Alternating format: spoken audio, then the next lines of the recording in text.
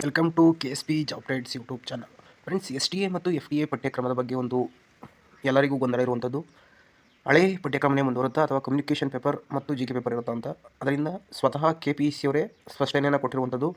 With proof ನಾನು ನಿಮಗೆ ವಿಡಿಯೋನ ತೋರಿಸ್ತಿದ್ದೀನಿ. ಅದರಿಂದ ದಯವಿಟ್ಟು ಎಲ್ಲರೂ ಈ ವಿಡಿಯೋನ ಮೊದಲು ಲೈಕ್ನ ಮಾಡಬೇಕಾಗುತ್ತೆ. ತಪ್ಪದೆ ಎಲ್ಲರೂ ಲೈಕ್ನ ಮಾಡಿ, ಆದಷ್ಟು ಸಂಪೂರ್ಣವಾಗಿ ವಿಡಿಯೋನ ನೋಡಿ, ಏಕೆಂದರೆ ನಿಮಗೆ ಅರ್ಥ ಆಗುತ್ತೆ ಅಂತ ಹೇಳ್ಬೋದು. ಈ ವಿಡಿಯೋ ಇಷ್ಟ ಆದರೆ ದಯವಿಟ್ಟು ಎಲ್ಲರೂ ಶೇರ್ ಮಾಡಿ ಫ್ರೆಂಡ್ಸ್. ಬನ್ನಿ ಮಾಹಿತಿ ನೋಡೋಣ. ದಯವಿಟ್ಟು ಲೈಕ್ ಮಾಡಿ ಫ್ರೆಂಡ್ಸ್. ಇಷ್ಟ ಆದರೆ KPSCಯಿಂದ ಸ್ವತಃ ಒಬ್ಬ RTI ಅರ್ಜಿಯ ಮೂಲಕ KPSCಯಿಂದ ಕೂಡ ಒಂದು ಉತ್ತರವನ್ನು ಪಡೆದಿದ್ದಾರೆ. ಅದನ್ನು ಕೂಡ ತೋರಿಸ್ತೀನಿ. ಅದಕ್ಕೂ ಮೊದಲು ಈಗ KPSC ಇಂದ ಬಂದಿರೋ ಒಂದು ಲೆಟರ್ ಏನಿದೆ ಅಂತ ತಿಳ್ಕೊಳ್ಳೋಣ ಬನ್ನಿ ಫ್ರೆಂಡ್ಸ್. ನೋಡಿ ಫ್ರೆಂಡ್ಸ್, ರಾಜ್ಯದ ವಿವಿಧ ಇಲಾಖೆಗಳಿಂದ ಆಲ್ರೆಡಿ STA ನೇಮಕಾತಿಗೆ KPSCಗೆ ಆಲ್ರೆಡಿ ಒಂದು ಪ್ರಸ್ತಾವನೆ ಸಲ್ಲಿಕೆ ಆಗಿರುವಂಥದ್ದು ಫ್ರೆಂಡ್ಸ್. ಅಭ್ಯರ್ಥಿಗಳು ಈಗಾಗಲೇ ತಯಾರಿಯಲ್ಲಿ ತೊಡಗಿದ್ದಾರೆ. ಈ ನಡುವೆ ಕೆಲ ಹುದ್ದೆಗಳಿಗೆ ನೇರ ನೇಮಕಾತಿ ಪರೀಕ್ಷೆಯ ಪಠ್ಯಕ್ರಮದಲ್ಲಿ ಬದಲಾವಣೆ ಪರೀಕ್ಷೆಗಳಿಗೂ ಆಗುತ್ತಾ ಎನ್ನುವ ಆತಂಕ ಅಭ್ಯರ್ಥಿಗಳಲ್ಲಿ ಕಾಡುತ್ತಿದೆ. ಎಕ್ಸಾಂಪಲ್, ಮೊದಲು ಪೂರ್ಣ ಕನ್ನಡ ಅಥವಾ ಇಂಗ್ಲೀಷ್ ಗ್ರಾಮರ್ ಇದ್ದಿದ್ದ ಪೇಪರ್ ಈಗ ಕಮ್ಯುನಿಕೇಷನ್ ಪೇಪರ್ ಎನ್ನುವ ಪ್ರಶ್ನೆ ಕಾಡುತ್ತಿದೆ.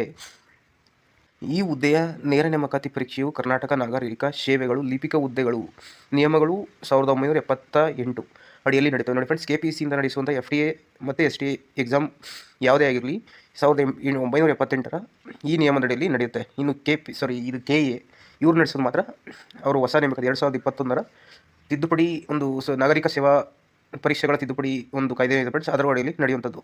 ಇನ್ನು ಮುಂದೆ ನೋಡೋಣ ಬನ್ನಿ ಫ್ರೆಂಡ್ಸ್. ಈ ನಿಯಮಗಳಲ್ಲಿ ಯಾವುದೇ ಬದಲಾವಣೆ ಆಗಿರುವುದಿಲ್ಲ, ಏಕೆಂದರೆ ಅದು 1978ರ ಕಾಯ್ದೆಯಲ್ಲಿ ಯಾವುದೇ ಬದಲಾವಣೆ ಆಗಿರುವುದಿಲ್ಲ. ಹಾಗಾಗಿ ಪಠ್ಯಕ್ರಮದಲ್ಲೂ ಕೂಡ ಬದಲಾವಣೆ ಇಲ್ಲ.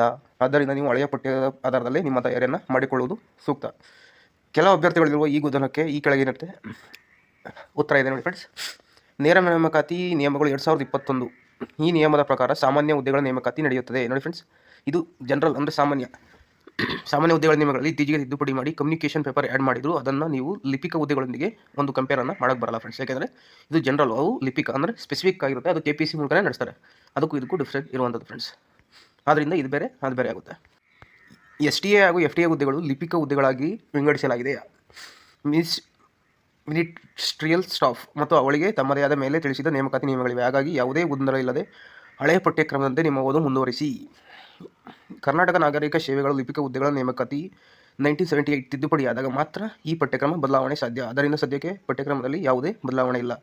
ಈ ಮೇಲಿನ ನಿಯಮಕ್ಕೂ ಕಾಲಕ್ಕೆ ತಿದ್ದುಪಡಿಯಾಗಿದೆ. ಆದರೆ ಪಠ್ಯಕ್ರಮ ಹಳೆಯ ಅಧಿಸೂಚನೆಯ ಪ್ರಕಾರವೇ ಇದೆ. ಫ್ರೆಂಡ್ಸ್, ಪಠ್ಯಕ್ರಮದಲ್ಲಿ ಯಾವುದೇ ಬದಲಾವಣೆ ಇಲ್ಲ. ನಿಯಮಗಳಲ್ಲಿ ಕಾಲಕ್ಕೆ ಅವರು ಚೇಂಜ್ ಮಾಡಿರುವುದು. ಈಗ ಯಾವ ರೀತಿ ಎಕ್ಸಾಮ್ ನಡೀತಿದೆ ಅಂತ ನಿಮ್ಗೆ ಗೊತ್ತಿದೆ ಫ್ರೆಂಡ್ಸ್. ಆಲ್ರೆಡಿ ಒಂದು ಹೇಳ್ತೀನಿ ನೋಡಿ. ಕಡ್ಡಾಯ ಕನ್ನಡ, ಇದು 150 ಮಾರ್ಕ್ಸ್ಗಳಿಗೆ. ಇದು ಯಾರು SLC ಕನ್ನಡ ಓದಿಲ್ಲ ಅವ್ರಿಗೆ ಮಾತ್ರ ಅನ್ವಯ ಆಗುತ್ತೆ. ಅದೇ ರೀತಿ ಇನ್ನು ನಾರ್ಮಲು ಸಾಮಾನ್ಯ ಇಂಗ್ಲೀಷ್ ಅಥವಾ ಸಾಮಾನ್ಯ ಕನ್ನಡ 90 ನಿಮಿಷ ಅಂದರೆ 1.5 ಗಂಟೆಯಲ್ಲಿ 100 ಅಂಕಗಳಿರುತ್ತೆ. ಇದು 2019-20 ನೋಟಿಫಿಕೇಶನ್ ಇತ್ತು. ಅದೇ ರೀತಿ STA FTA ಎಕ್ಸಾಮನ್ನು ನಡೆದಿರುವಂಥದ್ದು. ಇನ್ನು ನೆಕ್ಸ್ಟು ಜನರಲ್ ಪೇಪರ್ ಇರುತ್ತೆ. ಇದು 100 ಅಂಕಗಳಿಗೆ 90 ನಿಮಿಷದ ಒಂದು ಪೇಪರ್ ಆಗಿರುತ್ತೆ ಫ್ರೆಂಡ್ಸ್. ಯಾವುದೇ ಹುದ್ದೆಗಳ ನೇಮಕಾತಿ ಯಾವ ನಿಯಮದಡಿ ನಡೆಯುತ್ತೆ ಅಂತ ನಿಮಗೆ ಒಂದು ಮಾಹಿತಿ ಇತ್ತೀಚೆಗೆ ನಡೆದ ಅಧಿಸೂಚನೆಯಲ್ಲಿ ಗಮನಿಸಬೇಕು. ಯಾಕಂದರೆ ಈಗ STA FTA ಎಕ್ಸಾಮ್ ನಡೆದಿದ್ದು 2019-20ರಲ್ಲಿ ನೋಟಿಫಿಕೇಶನ್ ಆಗಿತ್ತು. ಆಗ ನೋಡಿದ್ರೆ ನಿಮಗೆ ಸಿಗುತ್ತೆ ಫ್ರೆಂಡ್ಸ್. ಇದಿಷ್ಟು ಫ್ರೆಂಡ್ಸ್ ಇವತ್ತಿನ ಮಾಹಿತಿ. ವಿಡಿಯೋ ಸ್ಟಾರ್ ಲೈಕ್ ಮಾಡಿ. Thank you. ನೋಡಿ ಫ್ರೆಂಡ್ಸ್, ಇದು KPSCದು ಲೆಟರ್ ತೋರಿಸ್ತೀನಿ ಅಂತ ಹೇಳಿದೆ. ಅದನ್ನು ಕೂಡ ನೋಡ್ಕೋಬೋದು. ಒಬ್ಬ ಅಭ್ಯರ್ಥಿ RTIಯಲ್ಲಿ ಒಂದು ಮಾಹಿತಿಯನ್ನು ಪಡೆದಿರುವಂಥದ್ದು. ಆಯೋಗದಿಂದ ಹೇಳಿದ್ದಾರೆ ನೋಡಿ ಫ್ರೆಂಡ್ಸ್. ಮುಂದೆ ಹೊರಡಿಸಲಾಗುವ ಕಿರಿಯ ದ್ವಿತೀಯ ದರ್ಜೆ ಸಹಾಯಕರ ಹುದ್ದೆಗಳ ಅಧಿಸೂಚನೆಯಲ್ಲಿ ನಮೂದಿಸಲಾಗಿರುವ ಪಠ್ಯಕ್ರಮದಂತೆ ನೇಮಕಾತಿ ಪ್ರಕ್ರಿಯೆಯನ್ನು ಕೈಗೊಳ್ಳಲಾಗುವುದು. ನೋಡಿ ಫ್ರೆಂಡ್ಸ್, ಅಂದರೆ ಹಿಂದೆ ಯಾವುದರ ಮೂಲಕ ನಾವು ಒಂದು ಪ್ರಕ್ರಿಯೆ ಕೈಗೊಂಡಿದ್ದು ಅದೇ ಮೂಲಕ ನಾವು ಪ್ರಕ್ರಿಯೆಯನ್ನು ಕೈಗೊಳ್ತೀವಿ ಅಂತ ಹೇಳಿರುವಂಥದ್ದು friends. Thank you friends. Thank you for watching.